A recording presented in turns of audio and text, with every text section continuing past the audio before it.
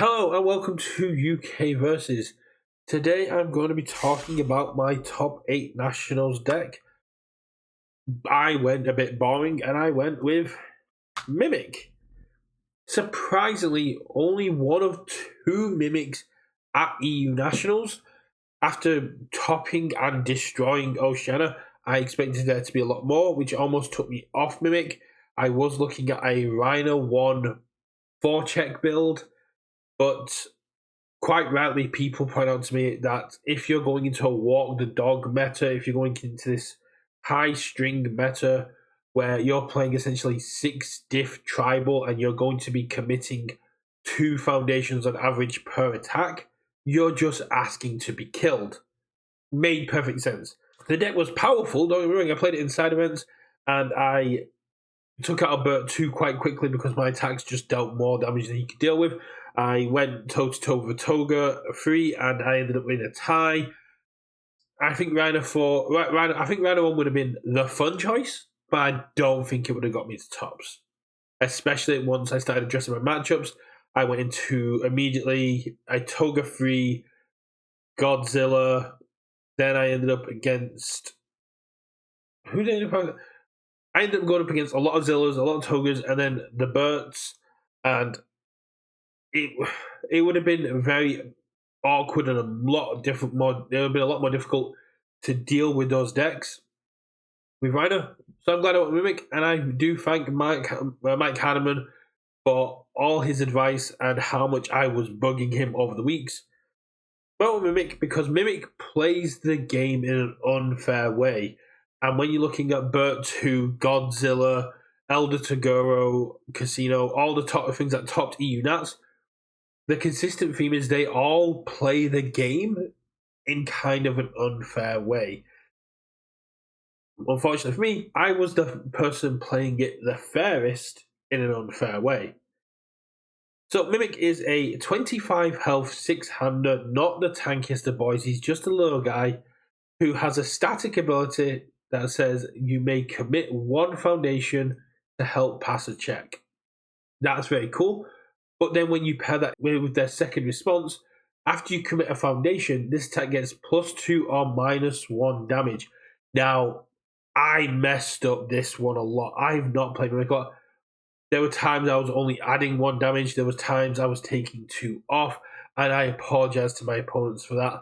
The key thing for me was that top response. After you check an asset, add 1 card with a check value of 3 from your discard to your hand. This allowed me to cycle attacks.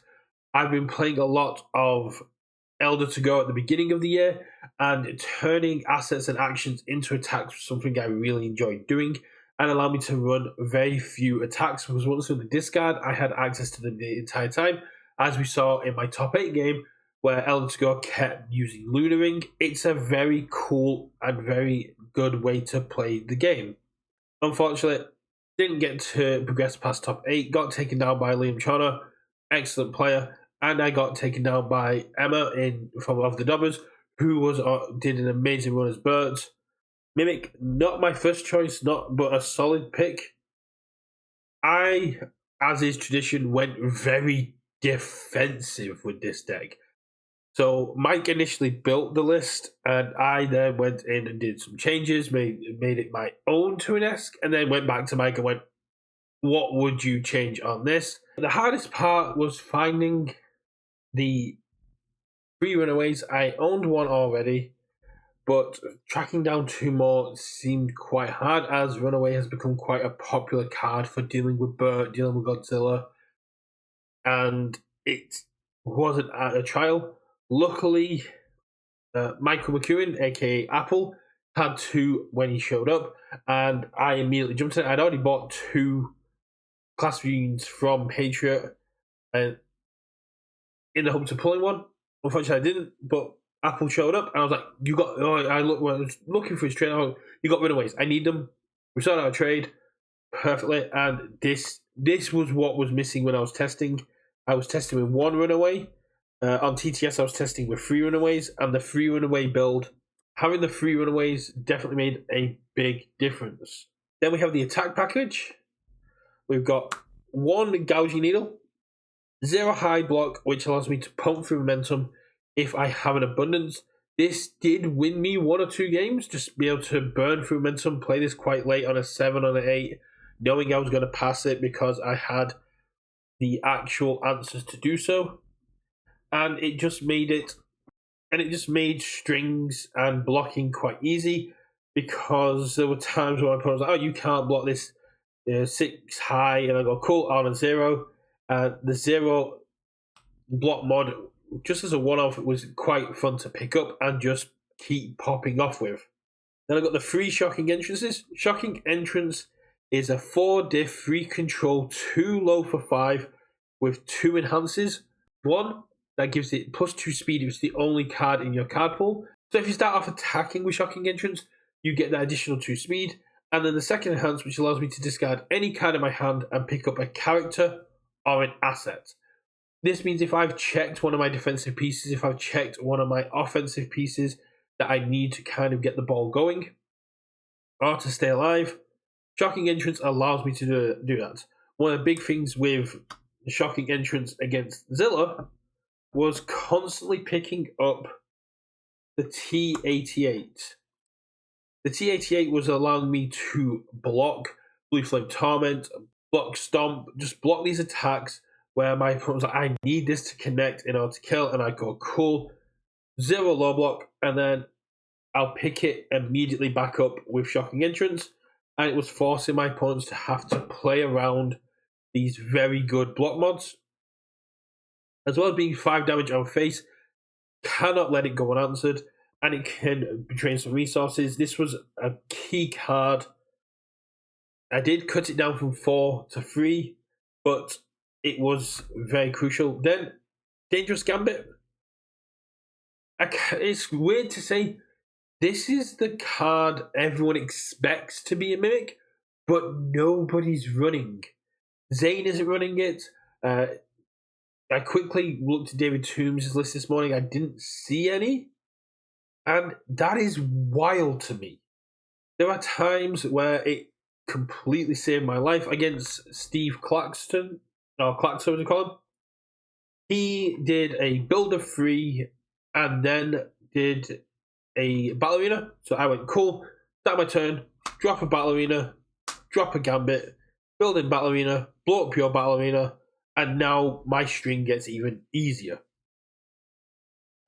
Being able to just play around and building capes and not have to worry about building it a bit later, building VMEs, super build itself in, build in Knots Flask and go, cool, you thought you weren't dead, now you're dead, as well as that readying. One of the cool things I did discover with Gambit Battle Arena is this response does not require me to fail the check or not. I'll have to commit. It's just response. After you make a check to play an attack, that check gets +2. So I go Gambit, commit, respond, 2 damage, Gambit Blitz, ready. And even if I check a 5 or a 6 and pass the check, the response can still be played because it's a response to the check. And that was very cool interaction. And it had a couple people scratch their head and go, I guess you can do that? I was like, don't know why anyone would, because it readies. If I had no other committed assets, I'd go, cool, this is just 3/2 damage. Let's go. Be able to build in, be able to ready, but essentially readying a foundation, readying one of my damage pumps, being able to ready a Knots Flask after a 6 and say, cool, my next attack's coming in quite hard. On a 4 mid-4, so not the most deadly, but when not a lot of my attacks are on mids, people weren't really holding them. Gambits were a pain, and it's got an amazing block mod, unless you're facing up against Bert, who goes, ha, that's a 1 mid, you can't block with it. It was a very cool card. I don't think it got enough love. I've seen it in the webcam events, and I loved it, and it's an unfair card for Mimic to have, but nobody seems to be running it, and I am saying that you should be. This is a gorgeous card that does unfair things in Mimic, and just allow me to set up and build, and essentially, if you had an attack that said, build the one foundation in your card pool, you would 100% be running it. And this is what that says for Mimic. So Dangerous Gambit, very, very good card. Did it kill? No. Did it put me in positions where I could kill or let me build out quite quickly? Yes, it did. Then we have the Cat Claw Face Grab. I was originally only running 2 of them. It is a 4-cost, 1 high, 5 damage throw with a free control and enhanced commit 1 rival face down foundation. With how much flip is going on as cost wise, I think these are solid. As well as a throw that essentially allows me to just pump its damage to ridiculous amounts and almost guarantee damage because not too many people are running throw hate. I think this is a solid card. I think it's very powerful, very cool, and I'm very sad to see it go in March. It did its job. It won me games. It was a lot of the stuff I picked up from the Mimic ability, and it just allowed me to keep punching. Moving into 5 diffs. Again, one that wasn't running Zane's list, but Vast Hybrid Khmer Kraken. This was essential for pulling off the control aspect of the deck, as well as shutting down annoying foundations and making sure my attacks get through. Cape, Team Ichigachi, Eden's Box, Eri. There's a lot of assets floating around, and target committal of those assets is very powerful, as well as shutting down your key foundation pieces, being able to go. You don't get to become you don't get additional hand size.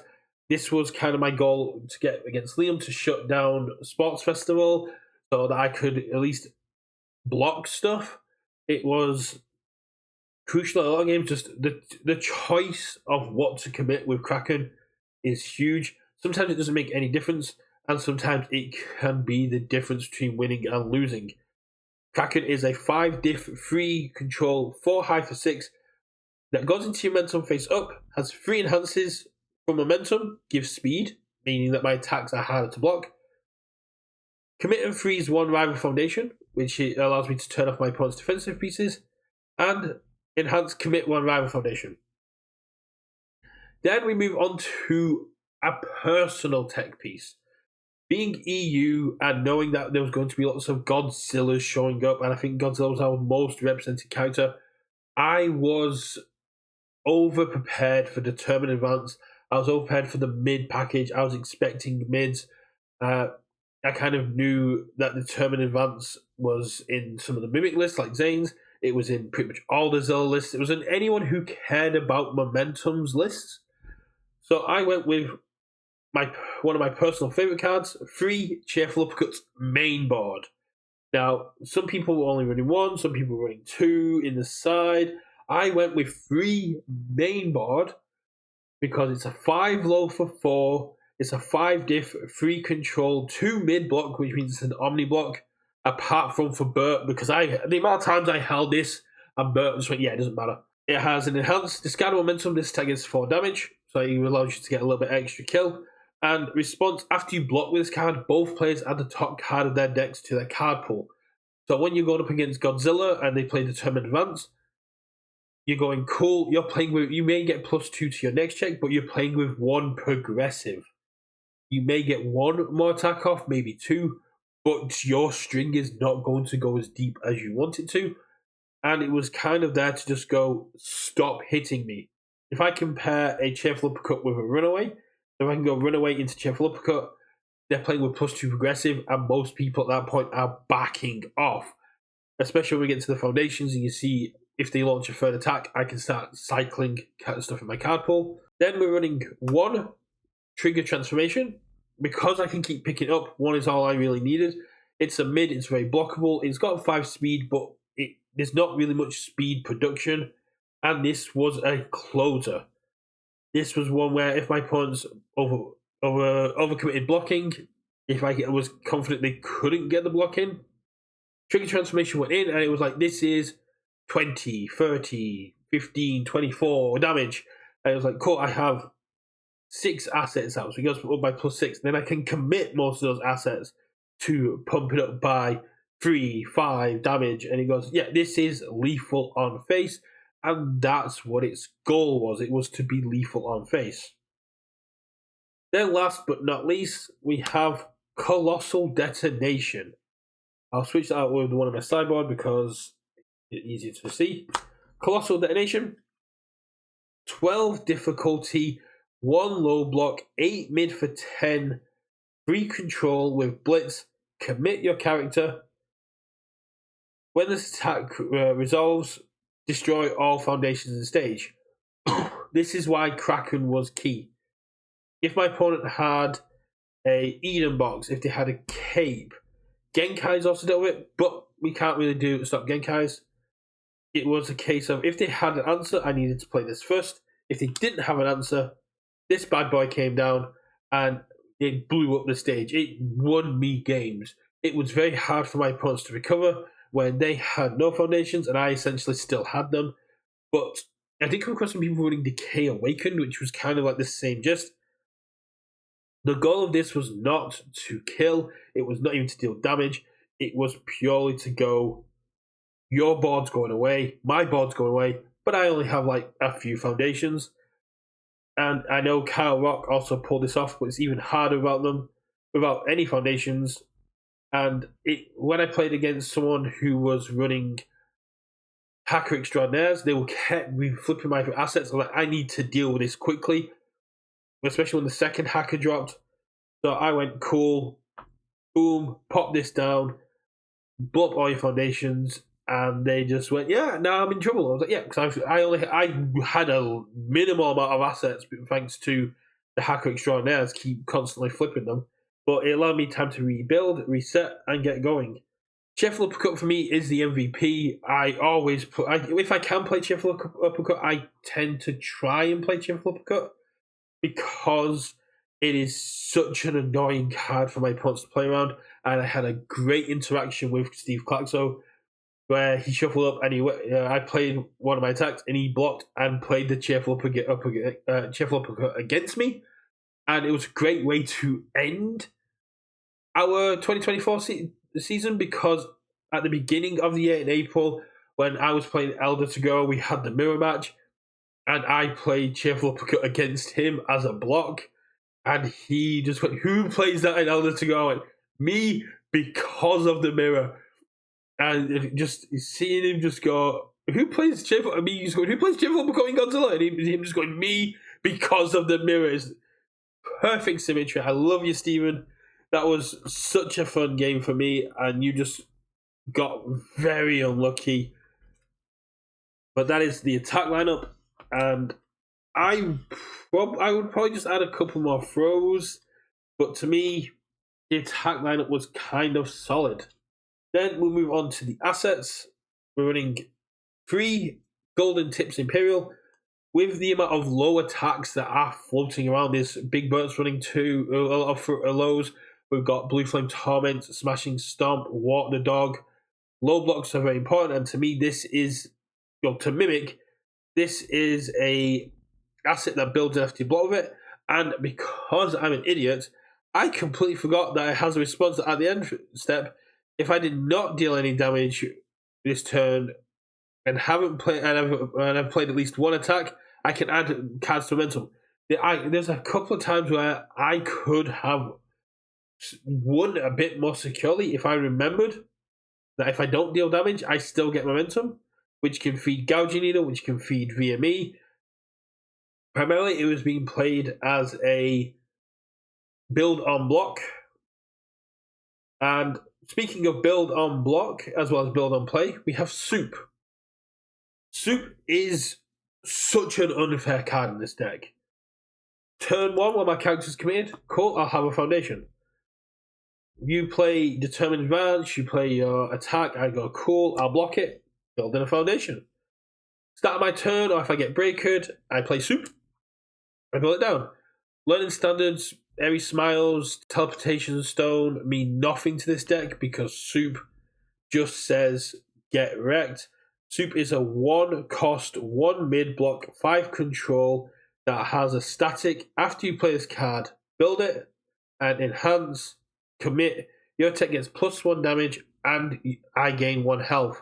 That's +3 damage with Mimic, and you get to gain health. There are a couple of games where I ended on full health because I just had 4 soups down and I was just constantly gaining health being so annoying to my opponents. Then we have an absolute goat of this deck, Knott's Flask. Knott's Flask is a 1 difficulty, 5 control, 2 mid block, static. After you build this asset, add 3 boost counters to it. If it has no boost counters on it, all your attacks get -2 speed. Once per turn, you can mill the top 3 cards of your deck. If you mill no attacks, it gets a counter, and it has a commit. This attack gets +3 or -3 damage after you remove 3 boost counters. So the idea is to DR my opponent, DR being damage reduction, and boost my attacks to make them lethal, as well as mill more cards off the top of my deck, so that Mimic has more options to pick up. It is a utility card that just works everywhere, and I'm really hoping I can do well enough at Worlds to walk away with some of those amazing promo ones. A staple of Mimic, and has his face on it of course, is Trigger. Trigger is a 2 diff, 5 control, 2 high block with 2 abilities: remove, lose 2 life after you play an ability on your character, draw 1 card, and ready 1 foundation that has not been ready this common phase. I don't think I used that once all weekend. And then Mimic response. After you check to play a card, that check gets +1, Tenacious.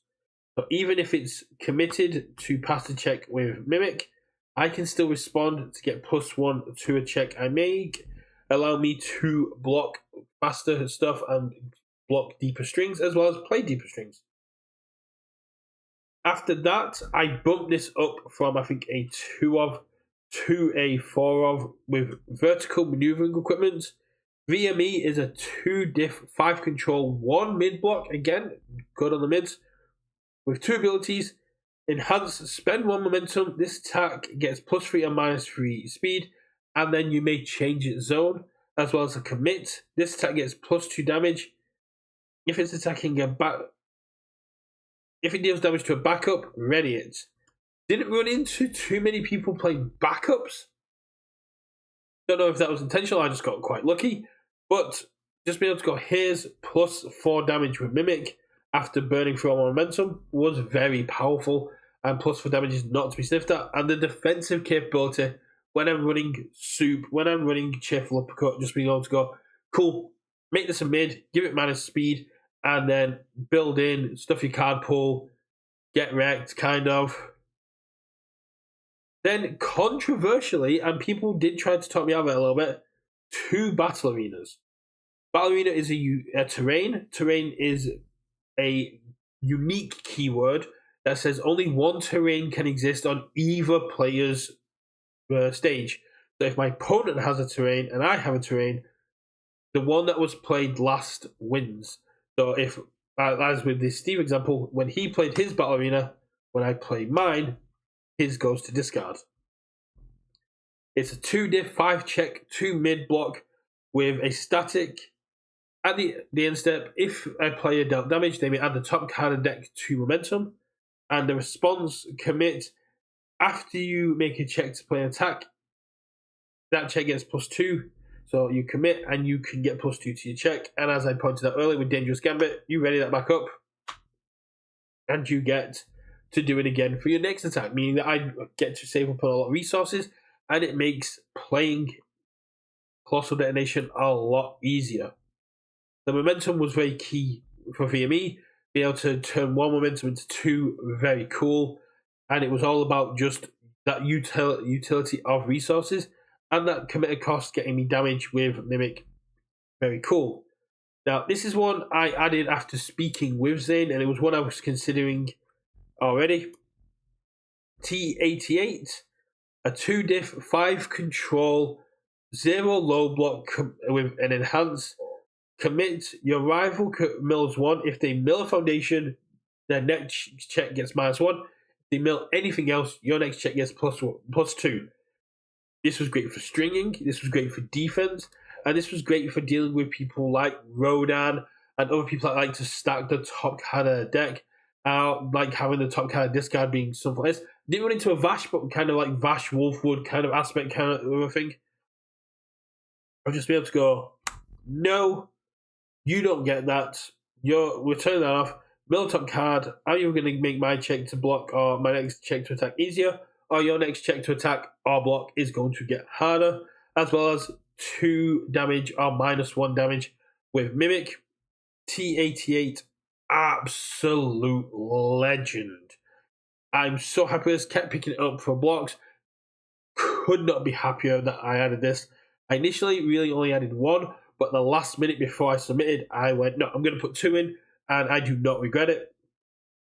Then the last 3 cards, 2 Cape of No Returns, just being able to deny any attack, apart from Flash, of course, very powerful. This was in here again for Big Bert, for Godzilla, or for people that were kind of all in on one attack going very big. Did not see this against Emma's Big Bert, but that was kind of what I put in there. Just for when they go, oh, cool, here's a big attack. And I go, yeah, no. And they go, cool. Something they had to play around, or they had to, kind of like when I was trying to play Detonation, find an answer to before they could play their big thing. And then my answer to Casino, to a lot of the stuff going on, or people who were just trying to get a lot of stuff on the deck, Ultra Compressed Weights. This is one that Mike suggested, again, literally before I submit the deck. Commit 3 diff, 4 control, unique.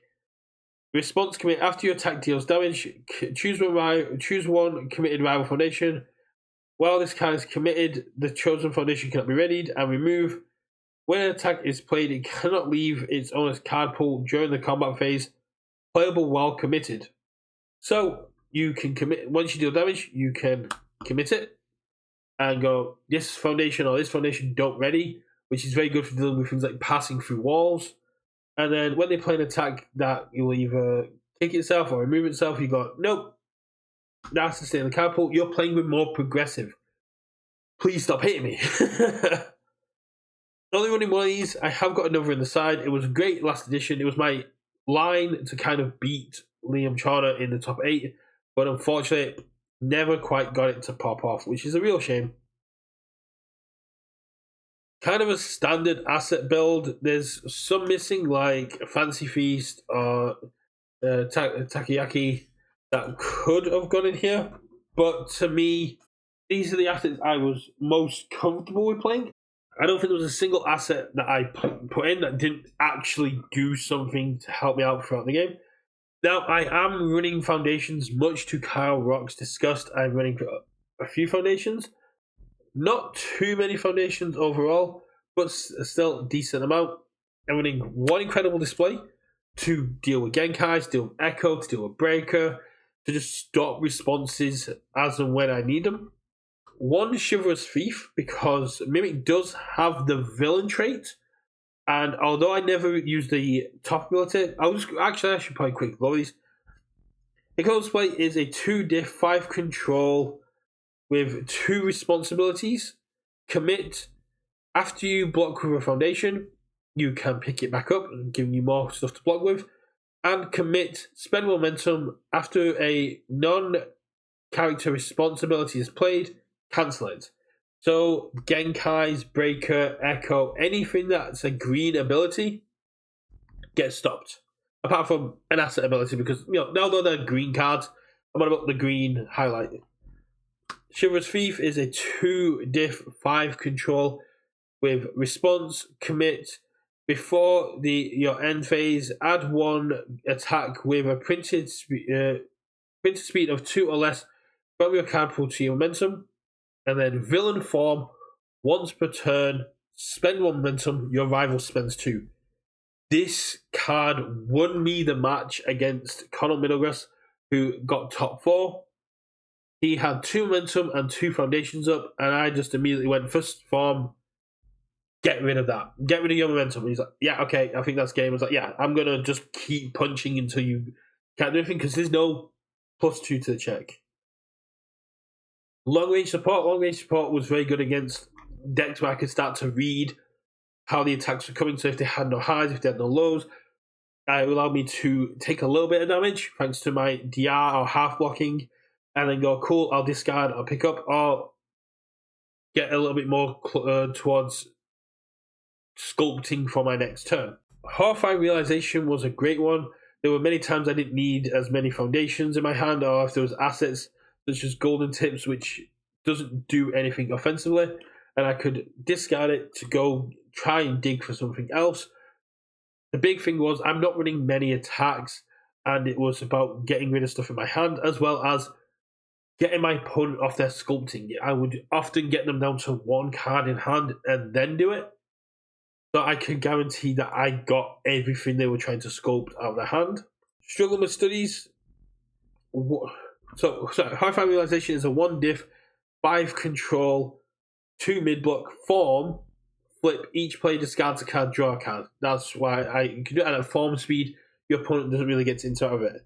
Struggling with Studies is a 1 diff, 5 control, 3 low block with enhance. But if this is your rival's third or greater attack this turn, choose one card in your card pool, add it to hand, and response. After your rival would flip a foundation, flip this one instead. So it means that I can protect my other foundations if I want to. Primarily, it was to pick up runaways, it was to pick up uppercuts, it was to go, stop hitting me, because you're going to regret it. Fearsome Transformation, 1 diff, 5 control, 3 high block, with flip, draw 1 card, and if you have no momentum, then discard a card. With the throws, with the Golden Tips Imperial, if I remembered it, just being able to draw a card was huge and keep myself alive. And then my last foundation is 4 Easily Excited. This allowed me to get a bit more speed, as well as being a decent block and a tiny bit of spam. Now, the big thing I'm sure people immediately point out is there's no deadlock hate in here. That's because ideally games were over before deadlock got there, or deadlock wasn't an issue because the board got blown up. That was kind of my thing. It was like, I could run Fancy Feast for the deadlock, I could have a little bit of deadlock for things like basic training, but ideally deadlock was never going to be an issue, and I didn't want to run cards that could have been objectively weaker or run cards specifically for deadlock when I was hoping deadlock was never going to be a problem. As for the sideboard, 1 additional compressed alt weights, which was there to help with the ones like Liam Shauna. 2 Genkais. I do not need my foundations, and I'm running a significant amount that I can usually have 3 out. So I'll be able to yeet an attack. Very cool. Very rarely brought this in. There was very few situations where I thought out of control. 2nd Colossal Detonation. The 2nd Colossal Detonation was purely in there for control matchups. It came in against Rodan. It came in against a couple of other decks that were quite slow. And it came in against decks that were running lots of lows because it's a very good 1 low block. 2 more Capes. Again, this came in against Rodan and came in against Control. Then Disarming Glance. I can run it. I should run it. Just the ability to flip after attack is played. Players cannot play any ability to add cards to their hand until after it resolves. Means just being able to stop my opponents from being able to use things like Titan Cliff or other cards. Very, very cool. And just be able to go, this hand you've got is yours, is the hand you have for this attack. You don't get to add stuff to your hand. And against Big Bert as well, it just basically goes, cool, this attack is what it's coming for, and is not going to get any bigger. Because yet you can't use your ability because you don't get to draw cards. And then 2 Blue Flame Surges. This was my throw hate. I was considering training with Gunhead for the main board or as an additional foundation, but being able to stop any attack that has a keyword, very cool. Did not see this in my game against Emma, which would have been ideal. Just block the throw, take no damage, and that enhance I'll be able to pick up anything from momentum. Very powerful about making sure I can pick my throws back up, I can get that extra damage in. It's not the biggest or scariest attack, but it can get there, and that Breaker 1 isn't insignificant either. So this is my top 8 Mimic. Unfortunately, it's coming out after Natsu are ramped up. I don't think I'd run this at Worlds. It was very cool for a Nationals event. It was very cool to play, but I don't think I will play Mimic again anytime soon. It is so draining. I was so tired both days. Mimic takes a lot of headspace. There's so many moving parts, and I played it. I played it well, but I also played it quite badly. I made a lot of mistakes, and I don't want that to happen at Worlds. Is there anything you guys would have run better? Is there anything that I've put in here you hadn't considered, or any of my reasonings that you think are flawed or sound? Let me know in the comments below. And how does this stack up against David Toombs or Zane's or Barlow's or any of the other mimics out there? Do you think I'm running some stuff that they should have been running, or were they doing stuff that I could have been considered that's even better for what I went up against? Let me know in the comments below. Let me know what you think, and let me know if you're going to be at Worlds, because I should be there. I should be playing something fun, and I should be having a lot of fun. I'll catch you on the next one. Just remember, is it game night yet? Bye.